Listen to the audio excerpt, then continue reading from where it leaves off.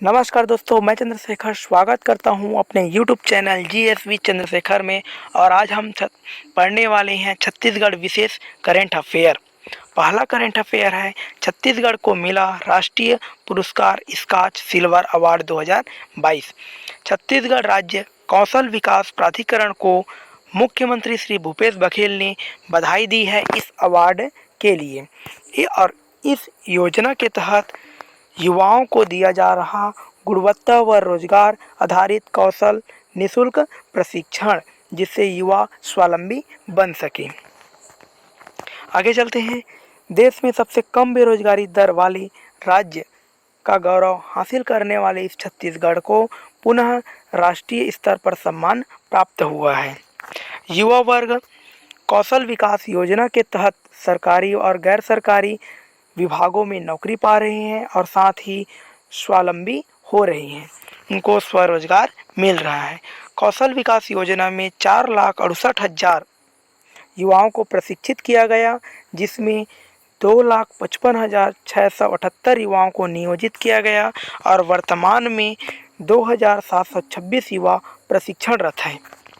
मुख्यमंत्री कौशल विकास कार्यक्रम छत्तीसगढ़ में चलाया जा रहा है और कौशल विकास शिक्षा मंत्री उमेश पटेल जी हैं। वर्तमान में शिक्षा मंत्री के रूप में हैं उमेश पटेल जी।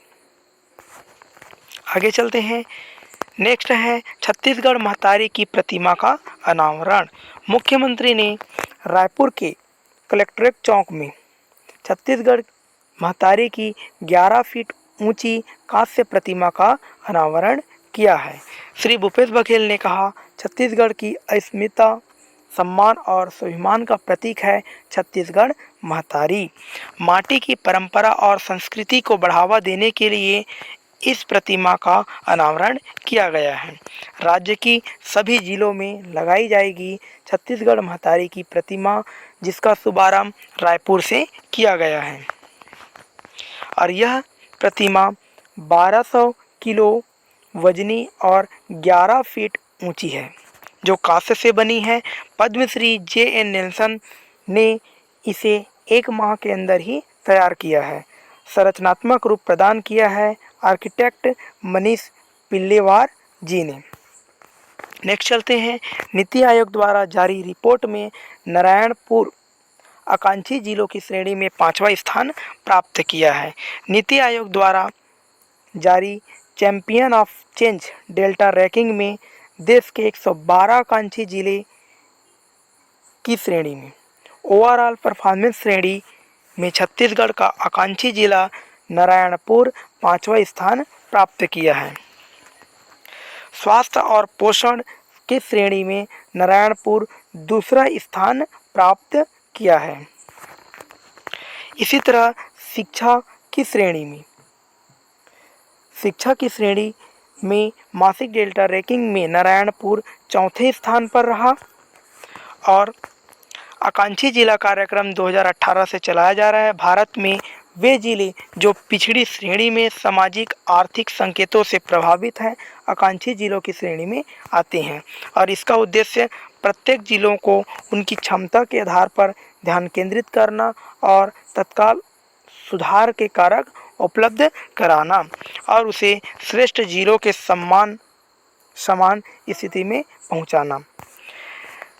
आकांक्षी जिलों की रैंकिंग कुछ इस प्रकार तय की जाती है। स्वास्थ्य और पोषण के आधार पर शिक्षा, कृषि, जल संसाधन, वित्तीय समावेश, कौशल विकास, अवसंरचना आदि के आधार पर रैंकिंग जारी की जाती है।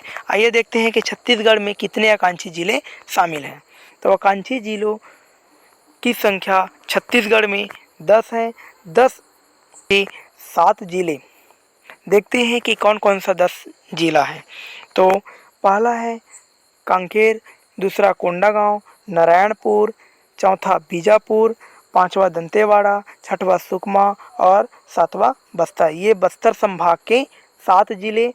और छत्तीसगढ़ महानदी बेसिन के महासमुंद, राजनांदगांव और कोरबा, ये 10 जिले आकांक्षी जिलों की श्रेणी में आते हैं। दोस्तों इमेज ड्रॉ कर लेते हैं। ये महासमुंद जिला, राजनांदगांव जिला बस्तर संभाग के 7 जिले और कोरबा ये आकांक्षी जिलों की श्रेणी में आते हैं। भारत में 115 आकांक्षी जिले हैं जो समय समय पर आंकड़े बदलते रहते हैं और इसको रैंकिंग जारी करने वाला होता है नीति आयोग।